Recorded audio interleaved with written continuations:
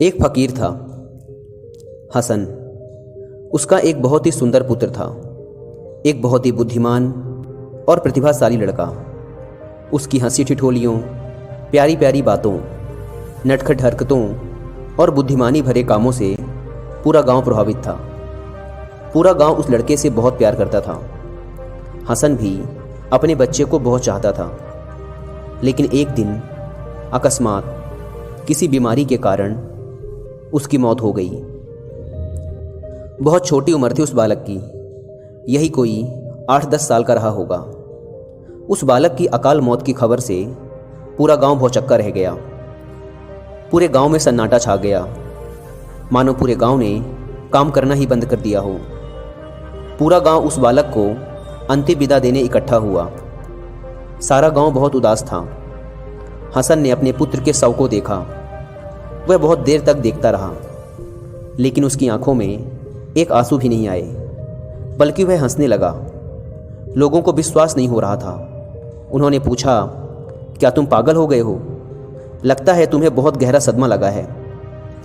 उसने कहा, यह कोई सदमा नहीं है, मैं बहुत दुखी हूँ।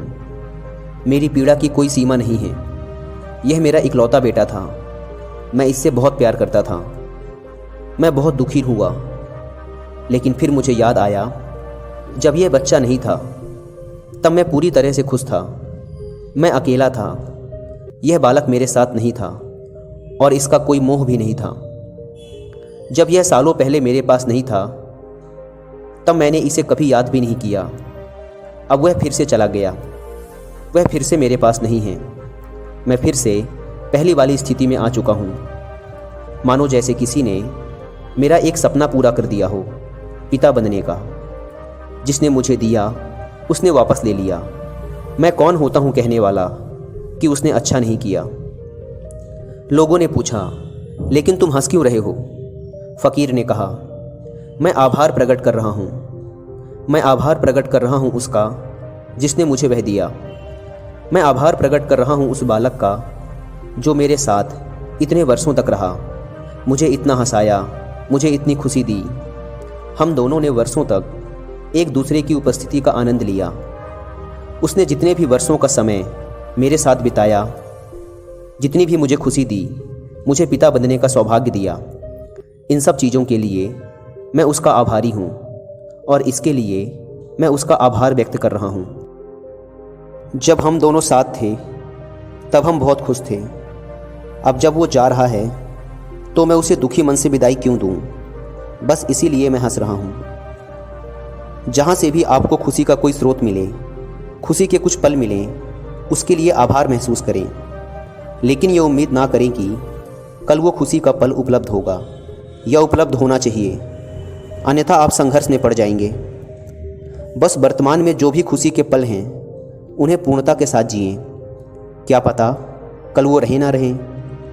सद्गुरु ओशो भी कहते हैं, सबके प्रति कृतज्ञ रहिए। अपने मन में सबका आभार प्रकट करें, फिर चाहे वो आपके मित्र हों, आपके दुश्मन, अच्छे दिन या बुरे दिन।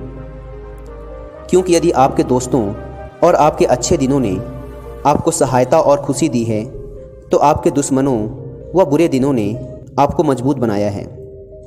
इस दुनिया में ऐसा कुछ भी नहीं है जिसका हम आभार प्रकट ना कर सकें, क्योंकि हर एक घटना जो कि हमारे आसपास हो रही है, उसने हमें व हमारे व्यक्तित्व को बनाने में एक महत्वपूर्ण योगदान दिया है।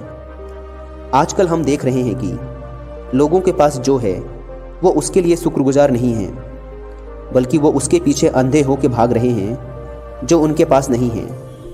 जबकि लोगों को चाहिए कि जो उनके पास है पहले उसके लिए भगवान का धन्यवाद करें, फिर जो नहीं है उसके लिए शांत चित्त व सकारात्मक सोच के साथ प्रयास करें। आप एक बार जो भी आपके पास है, रोज़ उसके लिए ईश्वर का आभार प्रकट करना शुरू कर दीजिए।